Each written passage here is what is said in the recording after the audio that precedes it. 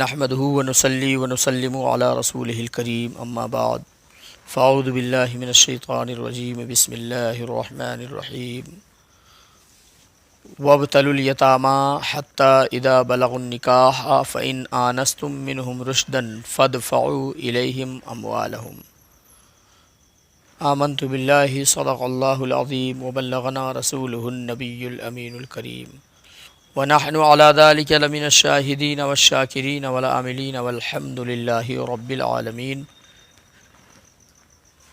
قال الله تعالى في شان حبيبه الكريم إن الله وملائكته يصلون على النبي يا أيها الذين آمنوا صلوا عليه وسلموا تسليما اللهم صل على سيدنا ومولانا محمد بارك وسلم صلوا صلاة وسلاما عليك يا رسول الله صلی اللہ تعالی علیہ وسلم۔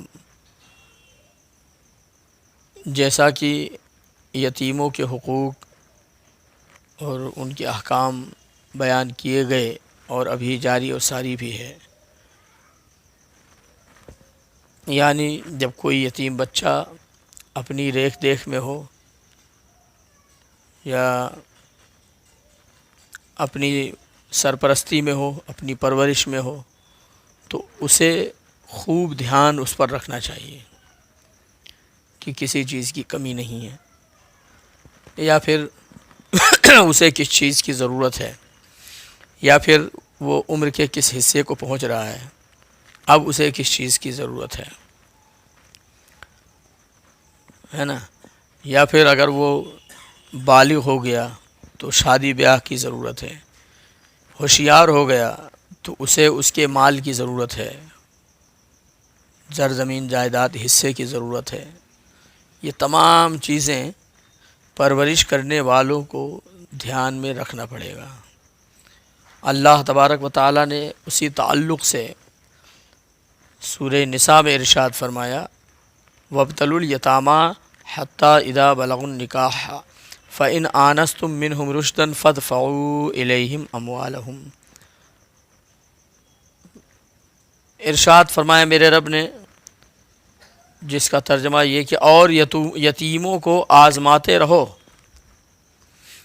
یتیموں کو آزماتے رہو، پرکھتے رہو، یہاں تک کہ جب وہ نکاح کے قابل ہوں، تو اگر تم ان کی سمجھ ٹھیک دیکھو فَإِنْ آنَسْتُم مِّنْهُمْ رُشْدًا، یعنی اب تم انہیں دیکھو کہ ان کا رہن سہن ٹھیک ہے، چال چلن ٹھیک ہے، ان کی عمر بہتر ہو چکی ہے، ان کے اندر ہوش مندی آ گئی ہے، سمجھداری آ گئی ہے نا، ہر چیز اچھے برے کا فیصلہ اور امتیاز کر سکتے ہیں ایسے بچے، تو کہہ رہے ہیں فَإِنْ آنَسْتُم مِّنْهُمْ رُشْدًا، تو اگر تم ان کی سمجھ ٹھیک دیکھو تو ان کے مال انہیں سپرد کر دو۔ جب یہ دیکھ لو کہ وہ سمجھدار ہو گئے ہیں، ضائع نہیں کریں گے، وہ اپنے مال کا خوب خیال رکھ سکتے ہیں، بے جاں خرچ نہیں کریں گے یا لٹائیں گے نہیں، اس کی اہمیت جان چکے ہیں، تو ان تمام صورتحال میں ان کے اموال انہیں سپرد کر دو۔ اب مال میں اس کے باپ کے میراث سے اگر پیسہ ہو تو وہ دے دیجیے، زمین ہو تو وہ دے دیجیے، مکان ہو تو اس کا مالک بنا دیجیے، گاڑیاں ہوں تو اسے وہ بتا دیجیے کہ آج سے یہ تمہاری گاڑی ہے، باغ ہو تو یہ بتائیے کہ اتنے درخت تیرے حصے میں ہیں۔ المختصر یہ ہے کہ جو بھی چیزیں وراثت میں اس کے حصے میں آنے کو ہیں وہ سب کے سب جو ہے ان کے سپرد کر دو۔ کیوں؟ اس لیے کہ یہ ان کا حق ہے، یہ ان کا حق ہے۔ بھئی یتیموں پر شفقت کرنے کا اتنا بڑا اجر، اتنا بڑا ثواب یوں ہی نہیں ملتا، یعنی آپ پہلے ان کی پرورش کرو، پھر جب وہ ہوش مندی کو پہنچ جائیں تو ان کے اموال اٹھا کر انہیں دے دو، یہ بڑی بات ہے۔ ایک آدمی یہ سوال کر سکتا ہے نا کہ اتنے دن ہم نے کھلائے اس کا کیا ہے نا، اس کا کیا؟ تو ایک جواب تو یہی ہے کہ بھائی اللہ کے نبی نے اس میں اتنا بڑا اجر یوں ہی نہیں رکھا ہے کہ جنت میں اسے میرا پڑوس ملے گا، وہ میرے ساتھ یوں رہے گا جیسے دو انگلیاں اکجٹ کر کے میرے مصطفیٰ نے فرمایا، یتیم کی دیکھ ریکھ کرنے والا، یتیم کی پرورش کرنے والا۔ تو اب اتنا بڑا مرتبہ، اتنا بڑا اجر، اتنا بڑا اجر، تو یہ یوں ہی تھوڑی ملے گا، کچھ قربانیاں دینے کے بعد ہی ملے گا۔ ہاں اگر پرورش کرنے والا خود بھی مستحق ہے، غریب ہے، لاچار ہے، حاجت مند ہے، ضرورت مند ہے، پریشان حال ہے، بے روزگار ہے، پھر بھی وہ بیچارہ اپنے بھائی کے بیٹوں کی پرورش کر رہا ہے، یتیم کی دیکھ کر رہا ہے نا، یہ تمام چیزیں اس کے ساتھ لگی ہوئی ہیں کہ وہ پریشانیوں میں مبتلا ہے، ضرورت مند ہے، تو اس کے لیے اللہ نے وہ اسی آیت کے اگلے حصے میں چھوٹ دی ہے۔ کیسی چھوٹ؟ معمولی سی رعایت، دیکھیے آپ۔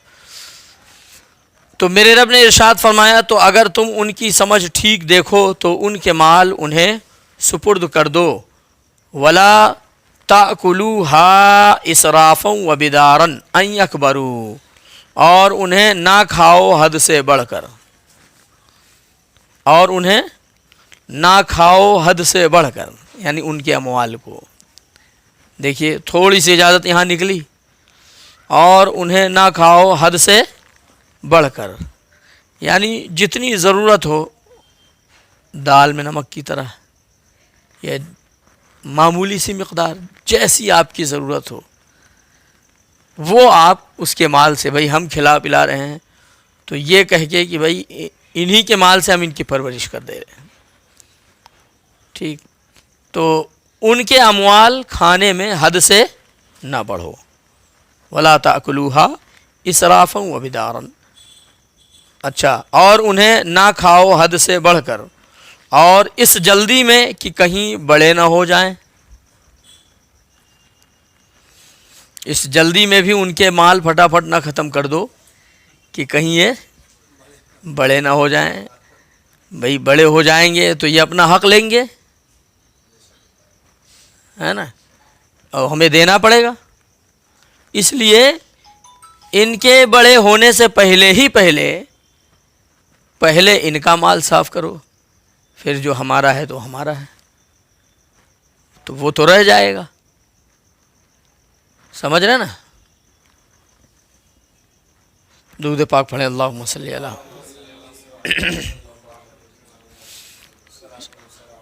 سیدنا مولانا محمد بارک وسلم، صلو صلاۃ و سلاما علیک یا رسول اللہ صلی اللہ تعالی علیہ وسلم۔ تو پھر اس جلدی میں کہ کہیں وہ بڑے نہ ہو جائیں، ہے نا، ان یکبروا، کہیں وہ بڑے نہ ہو جائیں، تو ومن کان غنیا فلیستعفف، اور جسے حاجت نہ ہو وہ بچتا رہے۔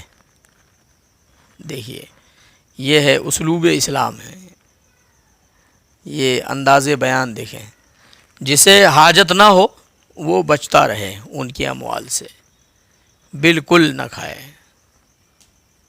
سمجھے، یتیم کا مال کھانے سے پرہیز کرے جنہیں حاجت نہ ہو، جنہیں ضرورت نہ ہو۔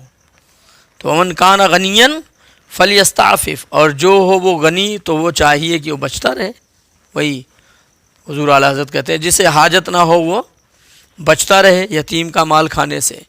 اور ومن کان فقیرا فلیاکل بالمعروف، تو جو حاجت مند ہو وہ بقدر مناسب کھائے، حاجت مند ہو، بھائی فقیر ہو تو چلو تم بھی کھاؤ،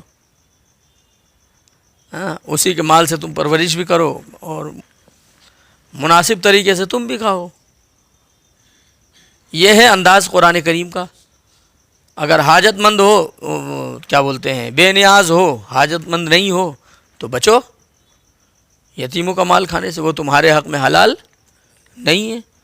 اور اگر فقیر ہو، ومن کان فقیرا، اور اگر ہو وہ فقیر یعنی حاجت مند، تو فلیاکل بالمعروف، تو وہ بقدر مناسب کھائے، جو مناسب ہو. سمجھ رہے ہیں؟ اب جو مناسب کا مطلب وہ اپنی مناسبت نہ دیکھے، یتیم کی مناسبت، یا پھر علماء سے اس کی مناسبت دریافت کرے، کس انداز میں اس سے استعمال کیا جائے. مفتیان کرام اس کا ایک طریقہ کار لکھ کر ضابطہ دیں گے، ایک زاویہ پورا سمجھائیں گے.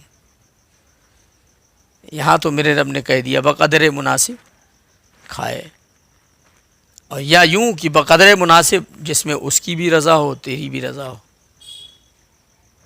یہ اس کا حق نہ جاتا ہو،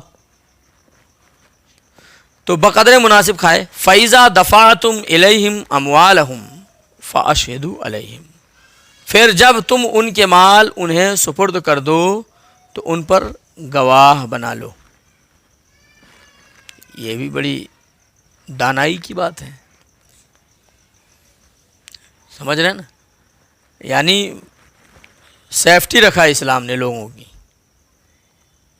تاکہ اب بڑے ہو کر وہ یہ بھی نہ کہہ سکے کہ یہ میرا پورا مال میرے باپ کا کھا گیا. شریعت اسلامیہ نے اس کی بھی حفاظت کی ہے. بھائی اس نے اس کی پرورش کی ہے نا. اب ایسا نہ ہو کہ وہ کچھ عمر پائے اور بڑا ہو جائے تو پھر وہ بلیم کرے، میرے باپ دادا کی جائیداد کھا گیا، ہڑپ لیا، ایسا ہے ویسا ہے. یہ بھی جملے، یہ تانے مانے والے جملے بھی بہت سننے کو ملتے ہیں. سمجھ رہے نا؟ ہڑپ لیا، دبا لیا، غصب کر لیا، چھین لیا، چرا لیا، وغیرہ وغیرہ، جبراً لے لیا، ہے نا. تو اس لیے اللہ تبارک و تعالیٰ نے ارشاد فرمایا، ایک اچھا انداز دیا میرے رب نے کہ جب تم انہیں ان کے مال سپرد کرنے لگو تو گواہ کر لو. سبحان اللہ، گواہ بنا لو. یہ تو یتیم کا حق واپس کرنے کے لیے. اسی طریقے سے اور بھی کچھ معاملے اگر لین دین کے ہوں تو اسے لکھ لو اور گواہ بنا لو. اور بھی معاملے لین دین کے، چونکہ دیکھیے انما اموالکم و اولادکم فتنۃ، تمہارے اموال اور تمہارے اولاد آزمائش ہیں، آزمائش ہیں. یہ اموال جو تمہارے پاس ہیں ایسا نہ ہو کہ تمہارے لیے، صرف تمہارے لیے آزمائش نہ بن جائے. سمجھ رہے ہیں؟ وبال جان نہ بن جائے. اس لیے جب کبھی مال کی لین دین کرو، یعنی روپے پیسے اس ٹائپ کے لین دین جب بھی ہو تو وَلْيَكْتُبْ بَيْنَكُمْ، اللہ نے پیچھے سورہ بقرہ میں ارشاد فرمایا نا کہ اے ایمان والو اذا تداینتم بدین الی اجل مسمى، جب کسی چیز کو ایک مقررہ متعینہ وقت تک لین دین کرنے کا ارادہ تم کرو، لینا دینا چاہو، سمجھے، تو فَاكْتُبُوهُ، تو اسے لکھ لیا کرو یا لکھوا لیا کرو، گواہ بنا لو، وغیرہ وغیرہ. ایسے ہی یتیم کے بھی مال میں جب تم انہیں سپرد کرنے لگو تو فَأَشْهِدُوا عَلَيْهِمْ، تو ان پر گواہ کر لو. وَكَفَى بِاللَّهِ حَسِيبًا، یہ دنیا کی نگاہ میں تم انہیں گواہ بنا لو ان پر، باقی اللہ کافی ہے حساب لینے والا. وَكَفَى بِاللَّهِ حَسِيبًا، تم اپنی جانب سے دنیا کی نگاہوں میں صاف ستھرے ہو جاؤ، گواہ بنا لو. ایک مفہوم یہ بھی ہے کہ اگر تم گواہ بنانے کے بعد بھی گواہوں کو خرید سکتے ہو تو وَكَفَى بِاللَّهِ حَسِيبًا، ہے نا، اللہ کافی ہے حساب لینے والا. اور یہ بات بالکل ظاہر و باہر ہے، گواہ بھی خریدے جاتے ہیں، گواہ بھی بک جاتے ہیں، اور لوگوں کی نگاہ میں دکھا دیا جاتا ہے بھائی اس بات پر یہ لوگ گواہ ہیں. اندر سے معاملہ یہ ہے کہ گواہ بھی بکے رہتے ہیں. اللہ تبارک و تعالی نے دوسرے فریق کے لیے کہا بس صبر کرو، وَكَفَى بِاللَّهِ حَسِيبًا. ہاں، اللہ تبارک و تعالی کافی ہے حساب لینے والا، وہ بہترین حساب لیتا ہے. سمجھے نا؟ ان اللہ عزیز ذو انتقام، اللہ تعالیٰ غالب انتقام لینے والا ہے، غالب بدلہ لینے والا، یہ اللہ کی شان ہے۔ دیکھیں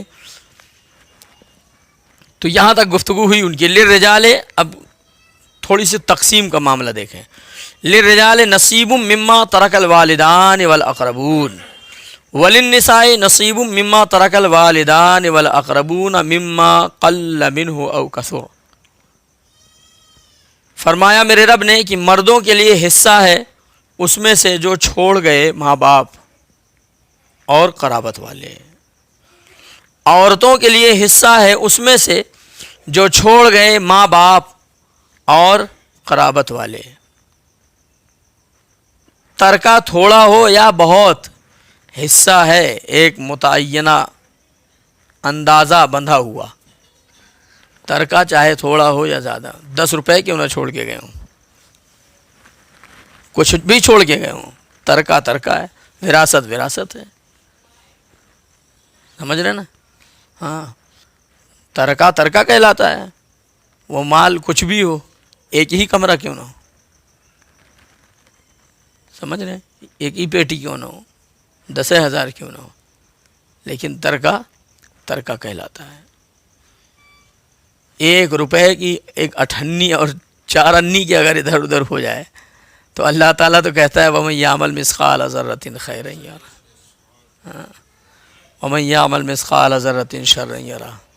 تھوڑی تھوڑی بھلائیاں اللہ دیکھ لیتا ہے، تھوڑی تھوڑی برائیاں بھی میرا رب دیکھ لیتا ہے، اور سب جب گرفت پہ آتا ہے تو اللہ تعالیٰ کہتا ہے اِنَّ بطش ربک لشدید، بے شک تیرے رب کی پکڑ بہت سخت ہے، بہت سخت ہے۔ اور جب بخشنے پر آتا ہے تو اللہ کہتا ہے واللہ غفور الرحیم، بڑے بڑے گناہوں، بڑے بڑے سمندر کے جھاگ برابر کیوں نہ ہوں، ہاں، لیکن اللہ جب بخشنے پر آتا ہے تو فرماتا ہے میں بہت بخشنے والا ہوں۔ دنیا میں اور کون کیا معاف کرے گا جتنا تیرا رب تجھے معاف کرتا ہے، ہاں، اور کون کوئی عیب چھپائے گا جتنا تیرا رب عیب چھپاتا ہے۔ وہ جب کرم پہ آ جائے تو کتنا کرم کر دے کوئی انتہا نہیں۔ شیخ سعدی شیرازی ایک جگہ پر فارسی میں بیان کرتے ہیں جس کا مفہوم یہ ہے کہ اللہ وہ ہے جو دیکھتا ہے اور چھپا دیتا ہے، اللہ وہ ہے جو دیکھتا ہے اور چھپا دیتا ہے، چھپا لیتا ہے، اور پڑوس کے لوگ وہ ہیں جو دیکھتے نہیں شور مچا دیتے ہیں، سمجھ رہے ہیں نا؟ مطلب یہ اللہ اور بندوں سے تشبیہ دی ہے انہوں نے کہ دیکھیے بندہ کتنا کریم ہے، چھوٹی چھوٹی جو ہے کمیاں، چھوٹی چھوٹی کمیاں یا چھوٹے چھوٹے عیب ہوں یا بڑے سے بڑے گناہ ہوں، اللہ تبارک و تعالیٰ سب دیکھتا ہے۔ دیکھتا ہے کہ نہیں دیکھتا؟ دیکھتا ہے، اور اس پر میرا رب پردہ ڈال دیتا ہے۔ وہ کسی سے نہیں کہتا کہ اے بندے آج تیرے بھائی نے تیرے ساتھ یا تیرے خلاف سازش رچی ہے، وہ کسی سے نہیں کہتا کہ اے فلاں بندے آج تیرے دوست نے تیرے خلاف ایک جال بنا ہے، وہ کبھی نہیں کہتا کتنا ستار و عیوب ہے، کتنا کریم میرا پروردگار ہے، دیکھتا سب ہے لیکن کیسی پردہ پوشی کرتا ہے، مثال نہیں ہے اس کے چھپانے کی، سبحان اللہ۔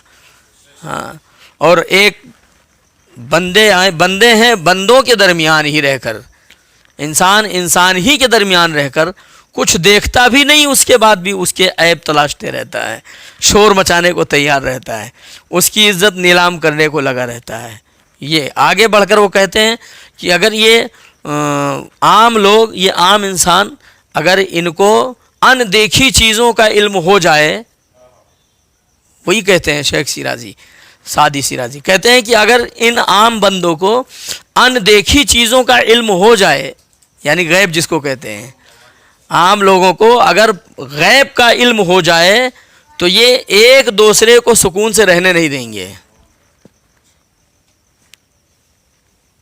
ایک دوسرے کو سکون سے رہنے نہیں دیں گے۔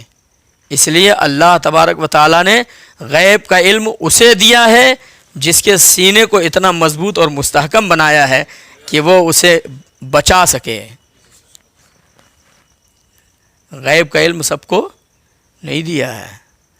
حضرت عیسیٰ علیہ السلام کا واقعہ دیکھیے، وہ کہتے ہیں ہمیں معلوم ہے تم کیا کھا کے آ رہے ہو، آج تمہارے گھروں میں کیا رکھا ہے بتائیے۔ اگر آج ایسے یہ علم اگر عام لوگوں کو مل جاتا تو لوگ ایک اپنے گھر کی عزت تو چھوڑ دیجئے، سامنے والے کے گھر کی عزت لینے کو پہلے ہی تیار رہتے ہیں، اور وہ نہ چھوڑتا پھر ہمیں بھی معلوم ہے تو گھر میں کیا کرتا ہے، سمجھ رہے ہیں نا۔ اس لیے اللہ تبارک و تعالیٰ نے ایسے علوم اپنے خاص بندوں کے لیے رکھا ہے۔ ہاں، جہاں مناسب وہاں میرے سرکار نے غیب کا علم کھولا ہے، اور جہاں مناسب نہیں تھا وہاں میرے مصطفیٰ نے کہہ دیا نہیں مجھے نہیں معلوم، ایسا بھی کہا ہے کہیں کہیں۔ اور اسی گفتگو کو جو ظالم ہیں پکڑ کر رکھے ہیں، کہتے ہیں حضور کو کچھ نہیں معلوم ہے، معاذ اللہ۔ انہیں اس بات کا علم نہیں ہے کہ یہاں غیب بتانے کا حکم ہی نہیں ہے اللہ کی جانب سے، اس لیے مصطفیٰ نہیں بتا رہے ہیں۔ اور جہاں جہاں ضرورت پڑی حضور نے وہاں غیب کو ظاہر کیا ہے، غیب کو ظاہر کیا ہے، سمجھ رہے نا۔ تو دیکھیے گفتگو یہ ہو رہی تھی کہ ترکہ جو چھوڑ کر جائیں ماں باپ، یہی گفتگو ہو رہی تھی نا۔ مرد کے لیے مردوں کے لیے حصہ ہے اس میں سے جو چھوڑ گئے ماں باپ اور قرابت والے، عورتوں کے لیے حصہ ہے اس میں سے جو چھوڑ گئے ماں باپ اور قرابت والے، ترکہ تھوڑا ہو یا بہت، حصہ ہے اندازہ بنا ہوا، یعنی شریعت نے جس کے لیے جتنا حصہ متعین اور مقرر کر دیا ہے۔ وہ اصل میں ہوتا کیا تھا، زمانے جاہلیت میں نا عورتوں اور بچوں کو وراثت لوگ دیتے نہیں تھے، ہاں، زمانے جاہلیت میں غصب کر لیتے تھے، سمجھ رہے نا۔ ابتدائی اسلام میں حضور صلی اللہ علیہ وسلم کے آنے سے پہلے کہہ دیں آپ، حضور صلی اللہ علیہ وسلم کی بعثت سے پہلے لوگ بچوں اور عورتوں کو ورثہ نہیں دیتے تھے، وراثت نہیں دیتے تھے، تقسیم میں ان کا کوئی حصہ ہی نہیں متعین کرتے تھے، سردار مل کے بانٹ لیتے تھے، قبیلے کے جو سردار ہوتے تھے وہ تقسیم کرتے تھے۔ جیسے اپنے ہاں برادری کا جو چودھری ہوتا ہے وہ فرمان جاری کرتا ہے نا، ابھی اس دور میں بھئی انصاری ٹاٹ کا وہ ہے تو منصوری ٹاٹ کا وہ ہے تو اس میں کا وہ ہے وغیرہ وغیرہ۔ تو ایسے ایام جاہلیت میں یہ سلسلہ تھا کہ بچوں اور عورتوں کو کوئی دخل نہیں، انہیں بے دخل کر دیا جاتا تھا۔ اللہ اکبر، اللہ، کیسا حق مارا جاتا تھا، کیسا حق مارا جاتا تھا، سمجھ رہے ہیں۔ تو اللہ تبارک و تعالیٰ نے ان کے حصے متعین کرنے کے لیے پوری آیت کریمہ کا نزول فرما دیا، سبحان اللہ۔ میرے مصطفیٰ کریم کیا آئے کہ سب کو اپنا اپنا حق ملنے لگا، سبحان اللہ۔ حضور کیا دنیا میں تشریف لے آئے کہ سب کو ان کے اپنے حق ملنے لگے ہیں، سبحان اللہ۔ سب وارے نیارے کر دیے گئے، ماشاء اللہ، سب کو اپنے حق اور حصے ملنے لگے۔ آج بیٹیاں کئی گھر ایسے خوش نصیب ہیں جو بیٹیوں کو بھی اپنے گھروں سے حصہ دیتے ہیں، سبحان اللہ۔ ہاں، اور آج کہیں ایسا بھی اصول اور رواج ہے کہ وہ جہیز میں اس بات کو شائع اور ضائع بھی کر دیتے ہیں کہ بھائی ان کا جو حصہ تھا وہ ہم نے انہیں بطور جہیز دے دیا، ایسا بھی شائع ضائع کر دیتے ہیں، ہاں، یہ بھی ظاہر کر دیتے ہیں۔ اور کئی لوگ ہیں جس کی حیثیت اور مالیت ہوتی ہے اس حساب سے بچوں کے اعتبار سے بچیوں کو بھی وہ تقسیم کیا کرتے ہیں، اور شریعت نے ان کا حصہ مقرر کیا بھی ہے، اگر لوگ دے رہے ہیں تو یہ اس میں کوئی ان کا احسان، ہاں، احسان نہیں ہے، شریعت نے اس کو متعین کیا ہے، مقرر کیا ہے، اور دینا بھی پڑے گا۔ آج نہیں کل اگر اس نے مطالبہ کر لیا میدان محشر میں تب پھر لینے کے دینے پڑ جائیں گے،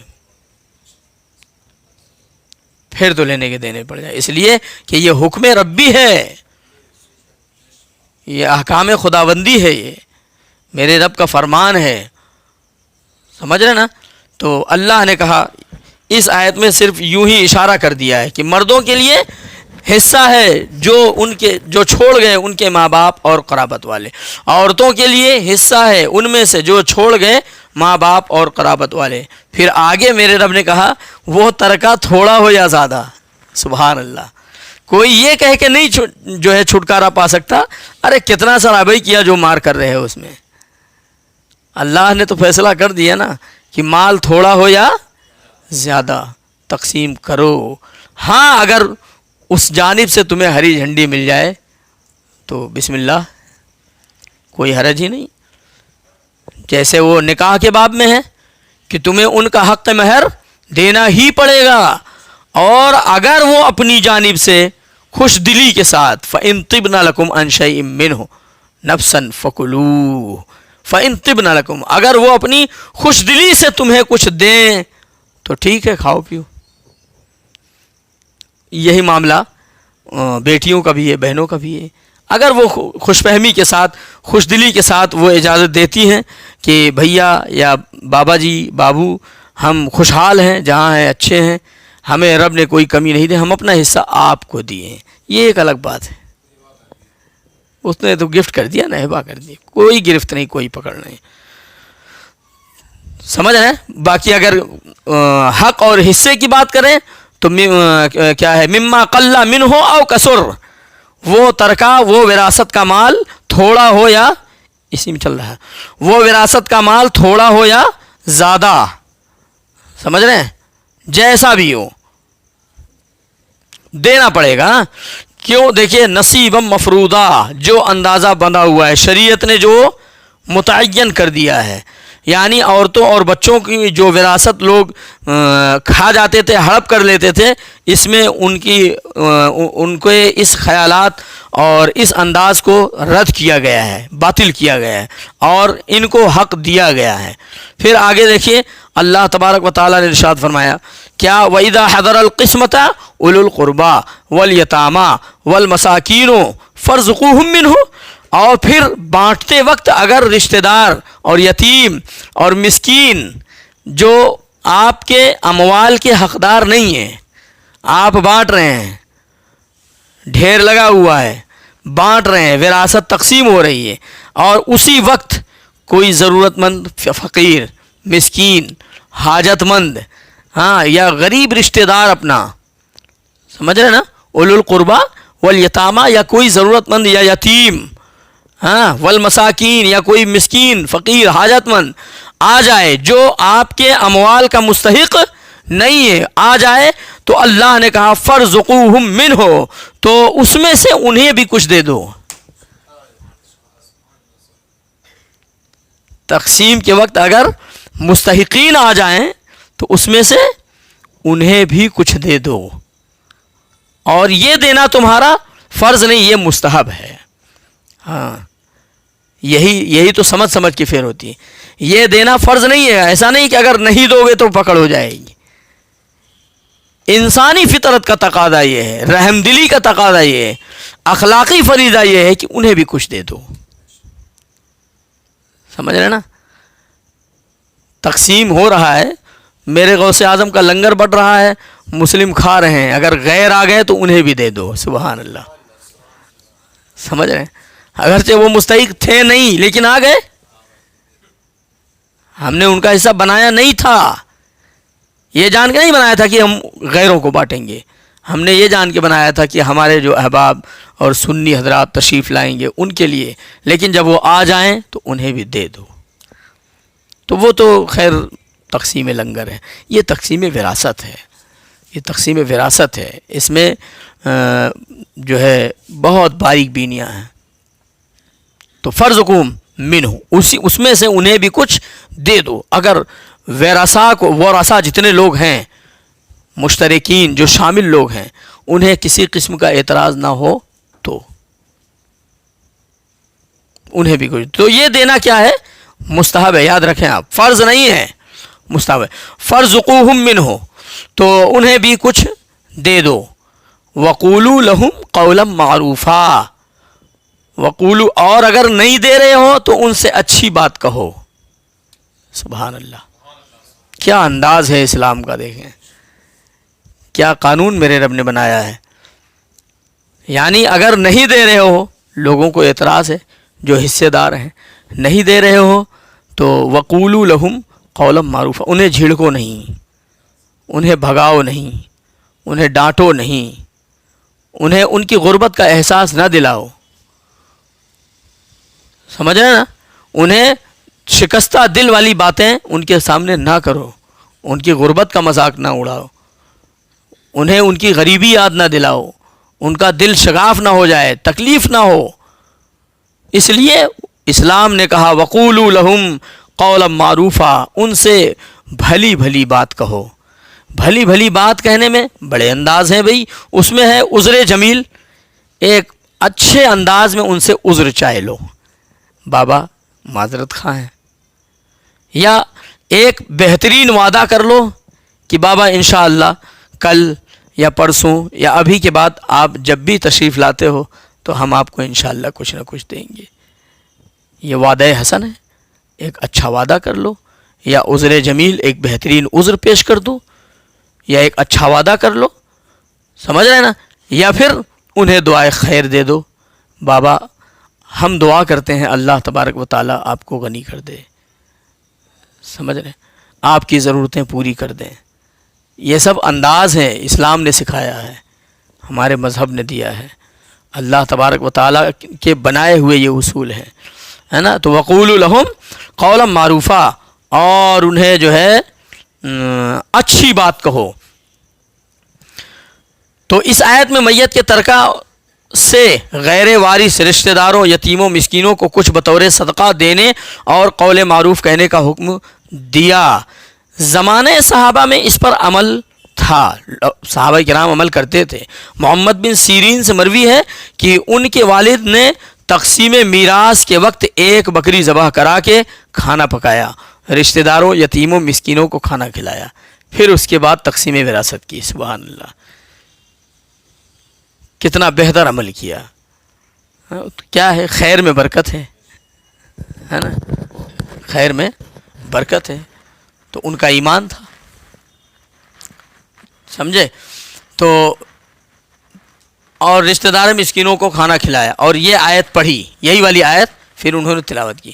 ابن سیرین نے اسی مضمون کے عبیدہ سلمانی سے بھی روایت کی ہے، اس میں بھی یہ کہا کہ اگر یہ آیت نہ آئی ہوتی تو یہ صدقہ میں اپنے مال سے کرتا۔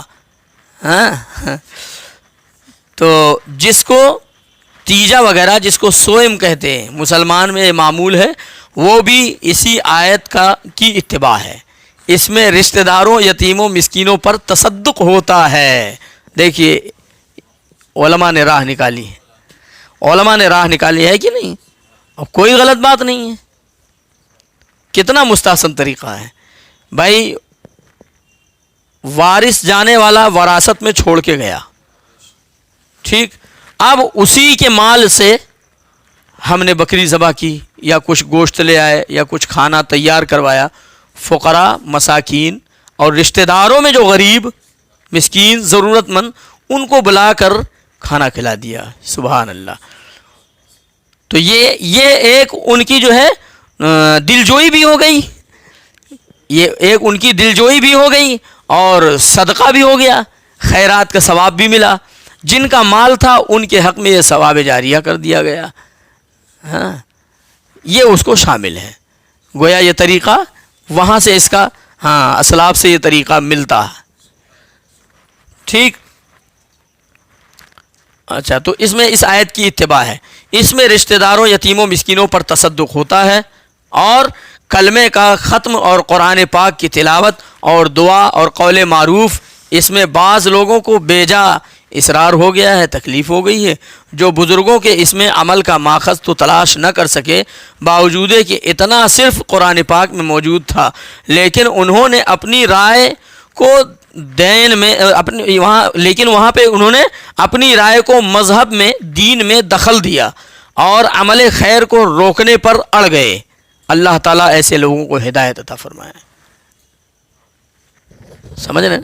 یہ ایک عمل خیر ہے، نیک عمل ہے، کیا جا رہا ہے، کیا جا سکتا ہے، شرعی طور سے ان پر کوئی قباحت، کوئی خرابی لازم نہیں آتی، ہاں، بہتری ہے، لیکن انداز وہ شادی بیاہ والا نہ ہو۔ انداز دیکھیے، 3 جماعت کا ذکر کیا ہے، رشتہ دار، فقراء مساکین، رشتہ داروں میں جو مستحقین ہیں خاص طور سے ان کا لحاظ کیا جائے۔ لیکن کیا ہے، اب اس زمرے میں اگر 2 4 5 2 1 ادھر ادھر ہمارے رشتہ دار ہیں، انہیں چھوڑنے میں برائی ہو رہی ہے تو لے لیا جائے گا۔ بھائی یہ کھانا کوئی حرام مال سے تو بن نہیں رہا ہے، مال حرام سے تو بن نہیں رہا ہے نا جو حرام ہوگا۔ اس کھانے کے حرام ہونے کے لیے اگر کوئی آیت اس پر دلیل میں لائی جائے، کوئی آیت دلالت کرے تو اسے حرام کہا جائے، یا کوئی حدیث ایسی آئے جو اس کھانے کو حرام کہے تو اسے حرام قرار دیا جائے۔ اب چونکہ اس کی حرمت پر کوئی ایسی قطعی دلیل نہیں ہے، ہاں یہ اور بات ہے کہ اس کی حلت پر، اس کے جواز میں کئی حدیثیں موجود ہیں، کئی روایتیں موجود ہیں، ہمارے بزرگوں کے طریقے موجود ہیں، سمجھ رہے ہیں نا۔ یہ ہے تو وقولوا لهم قولا معروفا میں یہ ساری باتیں شامل ہیں۔ اللہ تبارک و تعالیٰ نے ارشاد فرمایا وَلْيَخْشَ الَّذِينَ لَوْ تَرَكُوا مِنْ خَلْفِهِمْ ذُرِّيَّةً ضِعَافًا خَافُوا عَلَيْهِمْ فَلْيَتَّقُوا اللَّهَ وَلْيَقُولُوا قَوْلًا سَدِيدًا، اور ڈریں وہ لوگ اگر اپنے بعد ناتواں اولاد چھوڑتے تو ان کا کیسا انہیں خطرہ ہوتا، تو چاہیے کہ اللہ سے ڈریں اور سیدھی سیدھی بات کریں، اور مرنے والے کی ذریت کے ساتھ خلاف شفقت کوئی کارروائی نہ کریں، اور اس کی اولاد جس سے اس کی اولاد پریشان ہو۔ کیا مطلب اس آیت میں یہ کہا جا رہا ہے کہ ڈرے وہ لوگ جو دوسری کی اولادوں پر خلاف شفقت کارنامہ کرتے ہیں، یعنی جبر کرتے ہیں، تنگی کرتے ہیں، سختیاں کرتے ہیں کہ اس کا باپ مر گیا، چھوڑ گیا اس کو، ایسا ویسا تمام تر باتیں۔ اللہ نے کہا ڈریں وہ لوگ، اس لیے ڈریں کہ ممکن ہے کہ اسی جگہ ان کا بیٹا ہوتا اور اس کا باپ زندہ ہوتا،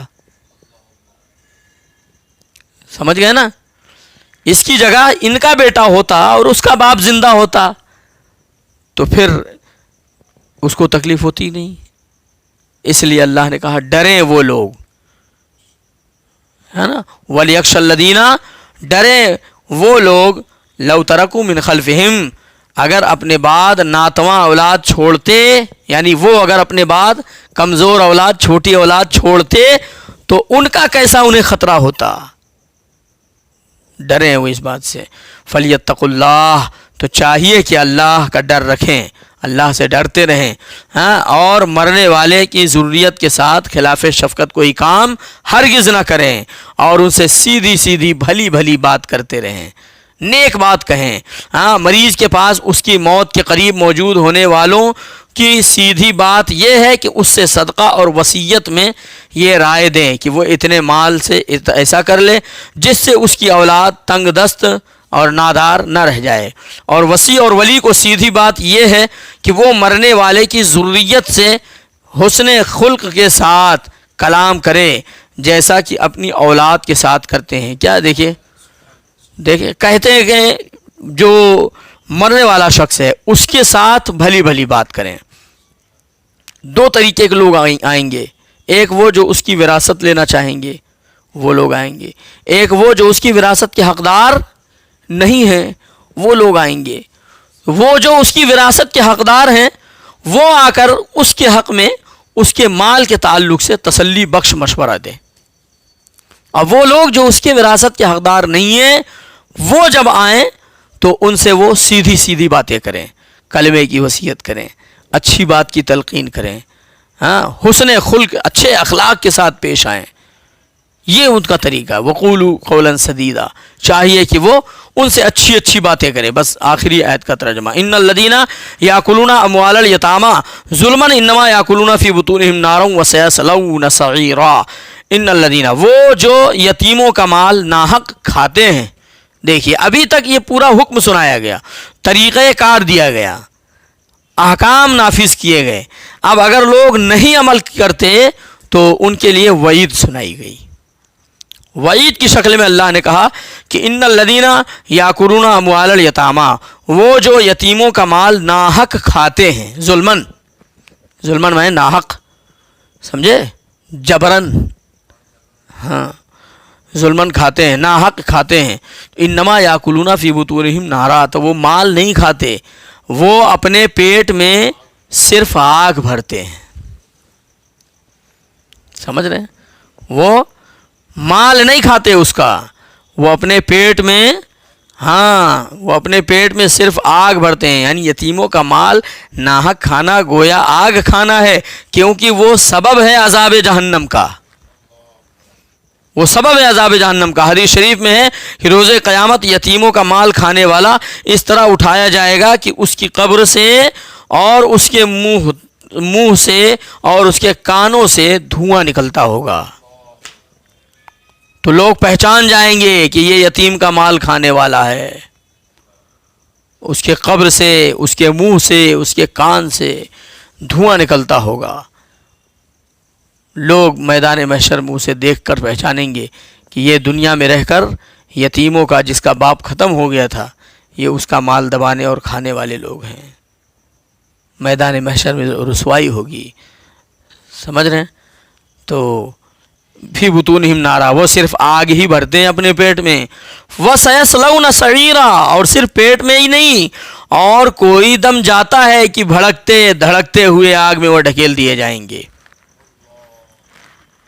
کوئی دم جائے، یعنی لمحہ بھر نہ ہوگا کہ حشر کے بعد انہیں جہنم میں ڈال دیا جائے گا،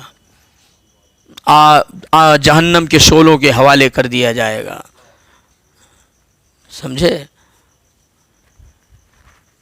اللہ تبارک و تعالی ہم سب کو ایسے حقوق کو پامال کرنے سے بچائے رکھے، اور ایسے حقوق ہمارے ساتھ اگر منسلک ہو جائیں تو ان کی رعایت کرنے کی توفیق عطا فرمائے. یہ مسائل بڑے باریک ہیں. اللہ تبارک و تعالی ہم سب کو اپنی پناہ میں رکھے. استغفر اللہ ربی من کل ذنب واتوب الیہ، وآخر دعوانا ان الحمد للہ رب العالمین.